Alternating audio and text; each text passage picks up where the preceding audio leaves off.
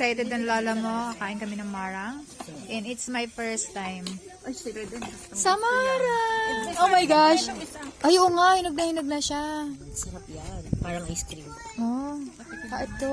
Oh, wala na hugas-hugas ng kamay. Ako galing CR. Lasang bayabas. Huwag kang kutsara.